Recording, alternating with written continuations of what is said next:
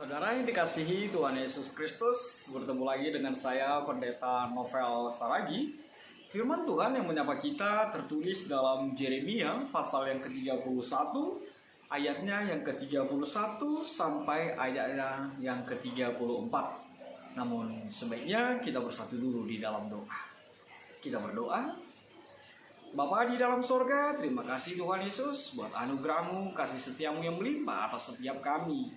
Tuhan Yesus, satu kerinduan kami mau dengar-dengaran akan firman. Maka berfirman Engkau Tuhan, sebab kami siap untuk menerima. Amin. Shalom saudaraku di dalam nama Tuhan Yesus Kristus. Seperti yang saya sebut tadi, bahwa firman Tuhan yang menyapa kita tertulis dalam Yeremia pasal yang ke-31, ayatnya yang ke-31 sampai ayatnya yang ke-34. Begini firman Tuhan. Sesungguhnya akan datang waktunya. Demikianlah firman Tuhan, Aku akan mengadakan perjanjian baru dengan kaum Israel dan kaum Yehuda. Bukan seperti perjanjian yang telah kuadakan dengan nenek moyang mereka pada waktu aku memegang tangan mereka untuk membawa mereka keluar dari tanah Mesir. Perjanjianku itu telah mereka ingkari. Meskipun aku menjadi Tuhan yang berkuasa atas mereka. Demikianlah firman Tuhan. Tetapi beginilah perjanjian yang kuadakan dengan kaum Israel sesudah waktu itu. Demikianlah firman Tuhan. Aku akan menaruh Tauratku dalam batin mereka dan menuliskannya dalam hati mereka. Maka aku akan menjadi Allah mereka dan mereka akan menjadi umat. Dan tidak usah lagi orang mengajar sesamanya atau mengajar saudaranya dengan mengatakan, Kenalah Tuhan. Sebab mereka semua besar kecil akan mengenal aku. Demikianlah firman Tuhan. Sebab aku akan mengampuni kesalahan mereka dan tidak lagi mengingat dosa mereka. Demikian firman Tuhan. Saudara-saudara yang diberkati dalam nama Tuhan Yesus Kristus, tema kita pada saat ini mengangkat topik Kristuslah pokok keselamatan. Anda sukacita mendengarnya? Pasti.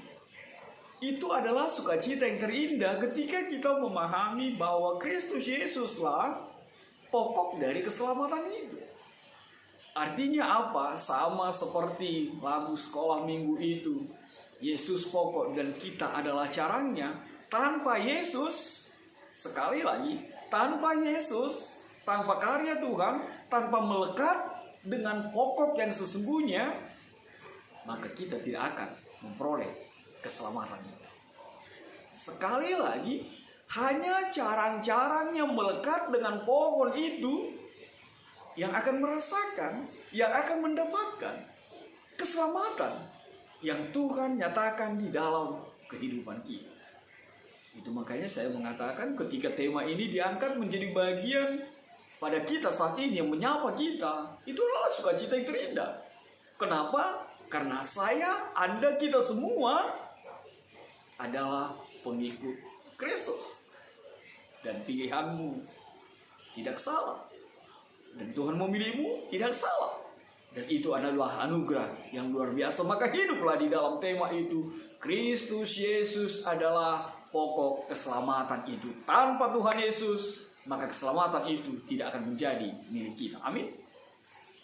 Saudaraku di dalam nama Tuhan Yesus Kristus, hal yang luar biasa yang bisa kita temukan di dalam perikop ini adalah yang pertama sekali dinyatakan bahwa sesungguhnya akan datang waktunya Tuhan mengadakan perjanjian baru. Apa perjanjian baru yang dimaksud? Janji yang diperbaharui kah? Atau janji yang lama ditidakkan lalu ada yang baru? Atau janji yang kemarin dibantahkan, dibatalkan, lalu sekarang kita membuat janji yang lain? Firman Tuhan pada saat ini menyatakan di tengah-tengah kehidupan kita mengadakan perjanjian baru. Ingin mengatakan bahwa perjanjian yang lama, perjanjian yang kemarin itu tidak dimusnahkan sama sekali. Tapi ada sebuah perjanjian yang diperbaharui. tanpa menghapus, tanpa mematahkan, tanpa membantahkan perjanjian yang lalu. Siapa suka berjanji? Kita semua suka berjanji ya. Lalu pertanyaannya kemudian, siapa suka batalkan janji? Atau siapa suka ingkar janji? Ayo, tanya diri masing-masing ya, tanpa harus saling menyalahkan. Tuhan memang selalu berbicara dengan kita. Tuhan selalu mengikat hubungan dengan umat manusia dengan sebuah janji. Mari kita mengingat, bahkan ketika bicara tentang Abraham, itu bicara tentang janji. Bicara tentang Musa, itu bicara tentang janji. Janji Tuhan menghidupkan, janji Tuhan selalu menjadi bagian dari perjalanan kehidupan kita. Tuhan mengadakan perjanjian dengan umat. Lalu apa yang kedua yang mau dinyatakan? Hal yang kedua yang mau dinyatakan di dalam kebenaran firman Tuhan ini tidak lain adalah bukan seperti perjanjian yang telah kuadakan dengan nenek moyang mereka pada waktu aku memegang tangan mereka untuk membawa mereka keluar dari tanah Mesir. Kenapa itu? Tuhan lihat kembali. Kenapa itu? Allah lihat kembali. Tidak lain adalah ketika perjanjian itu ternyata diingkari oleh manusia itu sendiri. Tuhan berjanji dengan manusia, tapi manusianya yang mengingkari. Memang begitulah barangkali kehidupan manusia ini dengan keberadaannya. Susah untuk pegang janji, susah menepati janji, tapi berjanji gampang sekali. Makanya kau yang berjanji, kau yang mengingkari gitu ya. Tinggi gunung 1000 janji, lain di bibir, lain di hati. Gampang sekali untuk berjanji. Dan hal yang lebih luar biasa, Tuhan menyatakan bahwa janji itu justru diingkari oleh umat manusia itu. Hal ini menohok kepada orang Israel ketika itu yang mengingkari janji Tuhan di dalam kehidupan mereka. Mereka hidup selalu di dalam kedagingan mereka. Mereka hidup selalu dengan kehidupan di luar Tuhan. Mereka hidup dengan menduakan Tuhan. Mereka hidup dengan apa yang mereka sukai, yang mereka mau lakukan di luar Tuhan. Padahal Tuhan mau mengatakan, tidakkah engkau mengingat bahwa selama di Mesir, siapa yang menemanimu, siapa yang memelihara kehidupanmu? Bahkan siapa yang mengeluarkanmu dari tanah Mesir? Dan tidakkah engkau mengingat bahwa 40 tahun engkau di perjalanan menuju tanah Kanaan, Tuhan menyertai engkau dengan tiang awan, dengan tiang api, siang dan malam, tapi masih juga engkau ingkar kepada Tuhan. Bahkan juga tidak hidup di dalam janji Tuhan itu. Maka Tuhan mengatakan, aku tidak akan hidup lagi, aku tidak akan berada lagi di dalam sebuah janji yang engkau ingkari. Makanya orang bilang, hati-hati untuk berjanji. Makanya jangan coba-coba untuk berjanji. Kalau tidak bisa ditepati, sebab janji itu adalah hutang yang harus dibayar. Lalu siapa kita yang punya janji iman, janji ke gereja, janji ke rumah Tuhan, janji dengan teman, janji dengan sahabatmu, janji dengan orang tuamu, tepatilah janjimu itu, jangan ingkari. Saudaraku, di dalam nama Tuhan Yesus Kristus, lalu apa hal yang ketiga yang dinyatakan dalam situasi ini? Makna atau isi dari perjanjian itu sendiri. Apa yang mau dinyatakan dalam situasi ini? Apa yang mau dikatakan dengan Allah akan memperbarui perjanjiannya? Tidak lain adalah Tuhan mau mengatakan janji yang diperbaharui itu akan membuatkan kita mendapatkan berkat, bukan hanya pemeliharaan, bukan hanya bimbingan, bukan hanya karya Tuhan yang terjadi atas setiap kita, tapi janji yang diperbaharui itu akan membuat kita lebih memahami bagaimana janji Tuhan itu akan dipenuhi hingga keselamatan itu nanti menjadi milik setiap kita.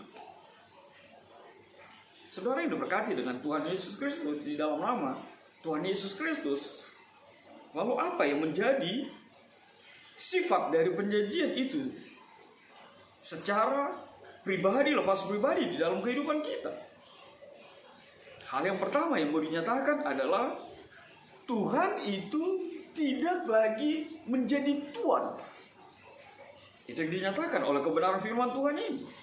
Lihatlah ayat yang ke-32. Meskipun aku menjadi Tuhan yang berkuasa atas mereka, demikianlah firman Tuhan. Lalu ayat yang ke-33, aku akan menjadi Allah mereka dan mereka akan menjadi umatku. Tuhan itu tidak lagi berposisi sebagai Tuhan dan hamba. Itu janji yang mau diperbarui. Itu janji yang mau digenapi. Bahwa Tuhan itu akan menjadi Allah bagi umatnya. Allah itu akan menjadi gembala bagi domba-dombanya. Tidak lagi bicara tentang hubungan Tuhan dengan hamba. Tidak lagi bicara tentang seseorang yang otoriter akan orang lain, akan budak, akan hamba, akan pekerjanya. Tapi berubah menjadi Allah yang menggembalakan domba-dombanya. Bukankah itu menjadi kesukaan bagi kita? Allah kita adalah gembala yang baik. Allah kita menjadi seorang gembala yang menuntun kita, yang mengarahkan langkah kehidupan kita, bahkan yang memberikan kehidupan di tengah-tengah kehidupan kita. Lalu apa hal yang kedua? Pesan dari perjanjian yang baru itu, pesan dari janji yang diperbaharui itu. Tuhan mengatakan bahwa Tuhan akan menaruh Tauratnya di dalam batin dan menuliskan di dalam hati. Apa kekuatan di dalam kalimat itu? Kekuatan di dalam kalimat itu tidak lain adalah ketika kita membayangkan bagaimana hukum Taurat itu dituliskan di loh batu. Ingat ketika Musa menerimanya, belum lagi Musa turun ke bawah, belum lagi Musa turun dari gunung Sinai. Bangsa Israel sudah macam-macam kelakuannya, sudah membuat Tuhan lain, dan akhirnya Musa marah dan mencampakkan loh batu itu dan pecah. Tuhan melihat situasi itu. Maka Tuhan pada saat ini menyapa kita dengan mengatakan bahwa Taurat itu dengan kedatangan Yesus nanti bukan untuk ditiadakan, tapi Tuhan mau menggenapinya. Dan itulah makna kedatangan Tuhan Yesus. Dan hal yang luar biasa yang dinyatakan kepada kita, itu tidak lagi dituliskan dalam batu, itu tidak dituliskan lagi dalam bentuk sebuah tulisan, itu tidak lagi dituliskan dalam sesuatu yang bisa kita hapus lalu kita buang. Tapi itu dituliskan di dalam loh hatimu. Mari kita mengingat dan melihat apa yang dikatakan oleh kitab Amsal itu di tengah-tengah kehidupan kita, yang mengatakan bahwa firman Tuhan itu dituliskan di dalam loh hatimu. Sesuatu yang tidak bisa dibuang, sesuatu yang tidak bisa dicampakkan lalu dihapuskan dengan begitu saja. Amsal 3 ayat 3 mengatakan hal itu, bahwa firman Tuhan itu, hukum Tuhan itu tertulis di dalam hati. Saudaraku, di dalam nama Tuhan Yesus Kristus, hati adalah institusi terbesar di dalam kehidupan umat manusia. Maka orang mengatakan, maka kita mengatakan sesuatu yang dilakukan dari hati akan mengena di hati. Makanya kalau kita melakukan sesuatu dengan hati yang tulus, maka itu akan dapat dirasakan oleh orang-orang di sekitar kehidupan kita. Maka lakukanlah itu dari dalam hatimu. Maka kerjakanlah firman Tuhan itu dari hatimu. Itu sebabnya Tuhan mau katakan di dalam kebenaran firman Tuhan ini, hal yang berikutnya, bahwa firman Tuhan itu bukan sesuatu yang harus dilafalkan, harus dihafalkan. Bahkan kita dengan bangganya menghafal di mana ini tertulis, di kitab apa ini tertulis. Bukan seperti itu. Atau ada sebuah kebanggaan bahwa aku sudah baca Alkitab 5 kali sampai selesai. Bukan seperti itu. Tapi Tuhan mau mengatakan bahwa ketika firman Tuhan itu berada di dalam hatimu, Tuhan butuh refleksinya. Tuhan butuh aplikasinya. Bukan sebuah penghafalan. Bukan sebuah apa yang kita hafal mati dalam kehidupan kita tentang kebenaran firman Tuhan. Tapi Tuhan mau hati yang dipenuhi oleh kebenaran firman Tuhan itu terlihat nyata di sekitar kehidupan kita. Itu yang Tuhan mau melalui firman Tuhan ini. Maka Tuhan mengatakan, firman-Ku itu kutuliskan di dalam hatimu. Firman itu akan hilang ketika yang punya hati akan meninggal, akan mati. Itu bahasa kasarnya. Tapi selama hati itu ada di dalam dirimu, maka itu akan melekat. Itu yang dinyatakan di dalam situasi itu. Lalu apa hal yang berikut yang dinyatakan di dalam kebenaran firman Tuhan ini? Aku akan menjadi Allah mereka dan mereka akan menjadi umatku. Sebuah perjanjian yang dibaharui.